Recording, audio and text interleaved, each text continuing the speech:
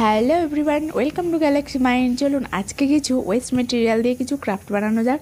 তো অনেকগুলো waste material নিয়ে বসেছি, তো দেখা যাক কত দূর কী করা যায়। তো চলুন তাহলে শুরু করা যাক।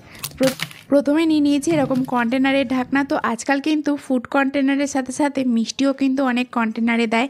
তো সেই সব ঢাকনাগুলোই ওয়েস্ট হয়ে পড়েছিল, সেইগুলোকেই ভালো করে পরিষ্কার করে নিয়েছি। তারপর কিন্তু জেসো অ্যাপ্লাই করে নিয়েছি। জেসো অ্যাপ্লাই না করলে সারফেসটা যেহেতু অয়েলি থাকে, সেই জন্য অবশ্যই কিন্তু জেসো অ্যাপ্লাই করে নিতে হবে, বা ওয়াল পুট্টির পেস্ট অ্যাপ্লাই করে নিলেও হবে।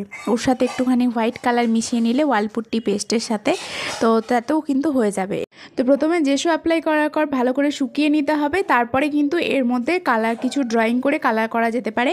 তো আপনারা যেরকম ইচ্ছা ড্রয়িং করতে পারেন। আমি এখানে তিনটে যাতে একসাথে সেট মনে হয় সেরকম একটা ড্রয়িং করেছি, যাতে তিনটে ওয়ালে হ্যাং করালে মনে হয় যে একসাথেই ওটা সেট তৈরি করা রয়েছে। তো সেই কারণে এখানে আমি তিনটে একই টাইপের কিছু মানে সিমিলারিটি রেখে এখানে আমি ড্রয়িংটা করেছি। তো তারপর এটাকে অ্যাক্রিলিক পেইন্ট আর চক পেইন্টের সাহায্যে কালার করে নেব।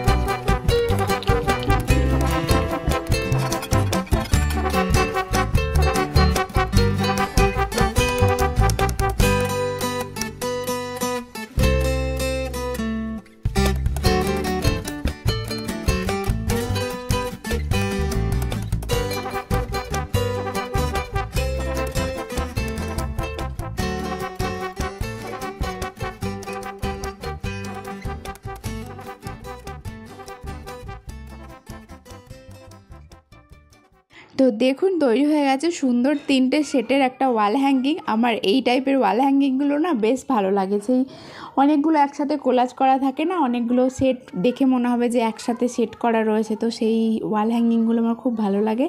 তো এইটা একটু ছোট সাইজের হয়েছে, বড় প্লেটের মধ্যে করলে এরকম কিন্তু প্লেটের মধ্যেও করা যেতে পারে আইডিয়াগুলো, বা বড় কিছু রাউন্ড কার্ডবোর্ডের ওপরেও এগুলো পেন্টিং করা যেতে পারে। রাউন্ড করে বা কার্ডবোর্ড কেটে তার উপরেও কিন্তু এরকম পেন্টিং করা যেতে পারে।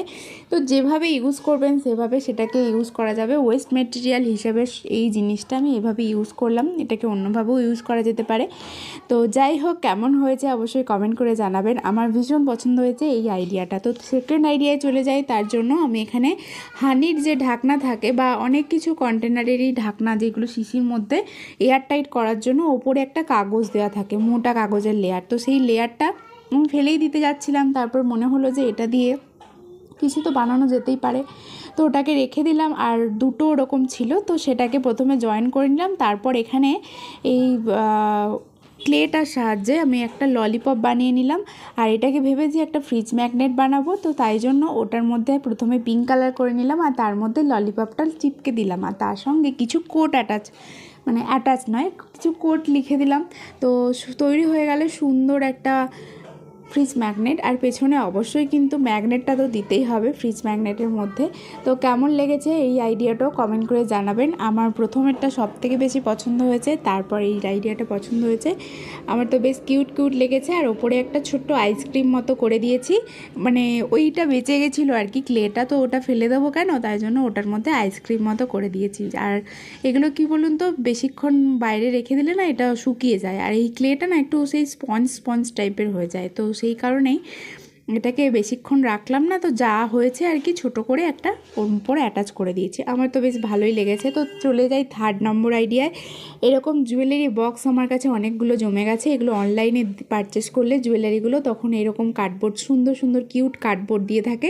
তো এই কিউট কার্ডবোর্ডটাকে আমি ভাবলাম যে একটু সুন্দর করে সাজিয়ে নিই, তাতে এর মধ্যে জুয়েলারিও রাখা যাবে, আর মানে হোম ডেকর হিসেবেও কাজে লাগানো যেতে পারে। দেখতে বেশ ভালো লাগবে এটা যদি একটু ডেকোরেশন করে নিই। তো সেই কারণেই ওর উপর আর একদিন ওয়ালপুট্টি পেস্ট বেঁচে গেছিলো, তো সেই কারণে এই বক্সটার উপরে আমি কিছু ডিজাইন করে নিয়েছিলাম প্রথম থেকেই। তারপর এটা ড্রাই করে নিতে হবে। আর এরপর বক্সটার মধ্যে ব্ল্যাক কালার করে তার মধ্যে আমি কিছু প্যাটার্ন ড্র করে নিয়েছি, মানে ডিজাইন করে নিয়েছি। আর এটাকেও ব্ল্যাক কালার করে নিয়েছি। তো এর মধ্যেও ওই সেম প্যাটার্নই ড্র করে নেব।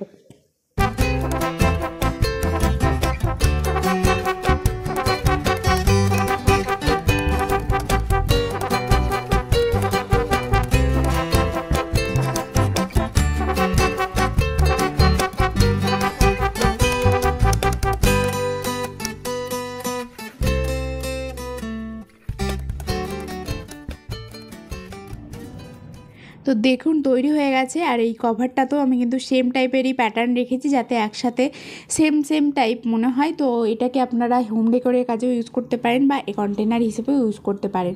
মানে কন্টেনার হিসেবে তো ইউজ করতে পারবেনই, কিন্তু এটাকে সাজিয়ে রাখলেও বেশ সুন্দর একটা লুক দেবে। মানে হোম ডেকোরের কাজেও আপনারা ইউজ করতে পারেন। তো কেমন লেগেছে আইডিয়াটা অবশ্যই কমেন্ট করে জানাবেন, আর কোনটা বেশি ভালো লেগেছে সেটাও জানাতে পারেন। আর ভালো লাগলে অবশ্যই একটা লাইক করতে ভুলবেন না। আর এখনও যারা গ্যালাক্সি মাইন্ড চ্যানেলটিকে সাবস্ক্রাইব করেনি তারা কিন্তু অবশ্যই তাড়াতাড়ি সাবস্ক্রাইব করে নিন, নইলে কিন্তু অনেক কিছু কালারফুল আইডিয়া মিস হয়ে যাবে। টাটা।